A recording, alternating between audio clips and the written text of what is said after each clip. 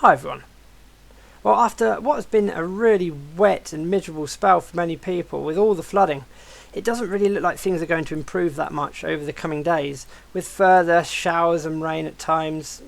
Obviously it's going to enhance the flooding in some areas, and even really towards the middle or later on the second half of the week, or late Wednesday into Thursday, there's a system coming through that doesn't look like it is going to be our friend really.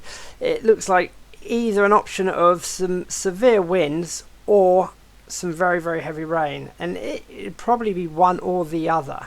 So we're going to have a quick look at that now. So this is the current synoptic chart with the areas of low pressure and high pressure, or should I just say low pressure in this case. And you can see the wind gusts here as we run through it. So you can see as we run through, it's quite breezy, quite gusty at times, but nothing too severe. Later on Tuesday into Wednesday, becomes quite windy, but then we see this system moving through on Wednesday night into Thursday morning. Now this is the one that we're going to be putting our attention on. Now it's very uncertain where it's going to be heading. It could be heading more to the north or more to the south. So we're going to run through the two main options that look to be on the table with this at the moment. So the first option here, we see the area of low pressure moving through southern England. Now this is the option favoured really by the American models and the French models. So we see this area of low pressure moving through southern England. The strongest winds really are going to be down here to the south of it, so running up the English Channel and into France, so with winds of 80 to 90 miles per hour. But on its eastern edge here, or should I say lead edge, the winds are still going to be very gusty, 50 to 60 miles per hour, perhaps a little more, but they shouldn't be too severe. But of course, if the low pressure moves through this using this track, it may end up slightly wetter or somewhat wetter than what option 2 would be showing, and that is with the area of low pressure moving through central England.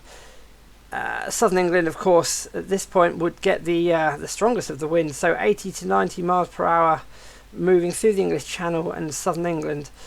Less so, of course, further north, but down here would really take a battering from this storm system. But with this, the rain bands would move through slightly quicker. So let's have a little bit of a closer look of what the actual charts are showing for this.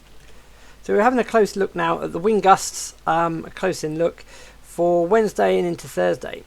And as we run through, you can see it gets quite gusty on Wednesday. So winds maybe 50 to 60 miles per hour at times. Then as we move through Wednesday night into Thursday morning, this is when that system moves through. Now you can see here on the lead edge of it, it is going to be very windy. So we're looking at wind gusts 60 to 70 miles per hour from the south to southeast.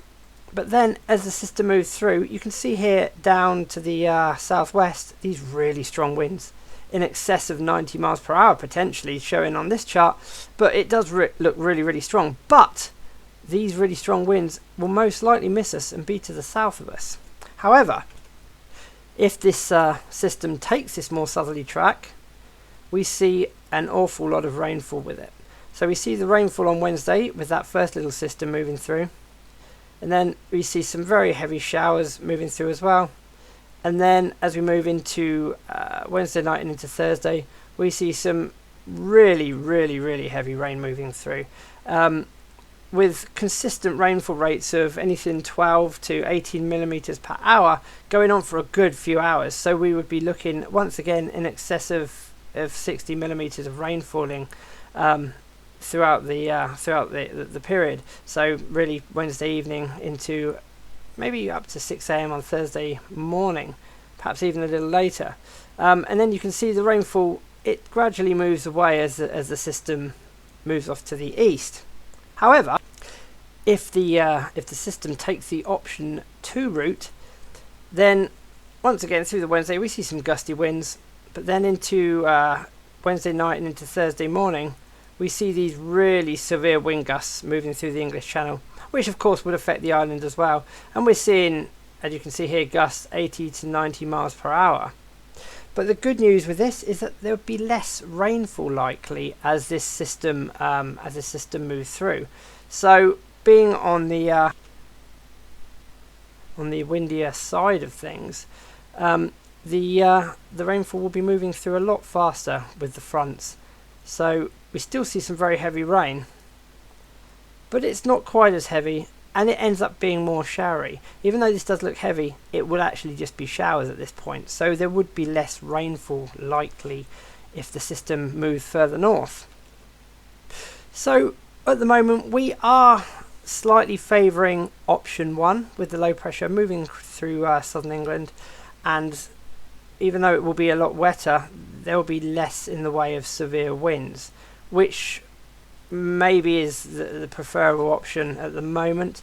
But that said, of course, those of you who are affected by flooding, of course this certainly won't be the preferred option, but of course it's perhaps a lesser of two evils, maybe. Well, we'll see, but of course we will give you more on this as we move through the next few days. And of course, as the models will probably come into alignment over the next 24 to 48 hours, we'll be able to give you a little bit more specific information on what the most likely scenario or outcome will be. Anyway, that's all for now. Sorry there's no good news there, but we'll see how it goes. Goodbye for now.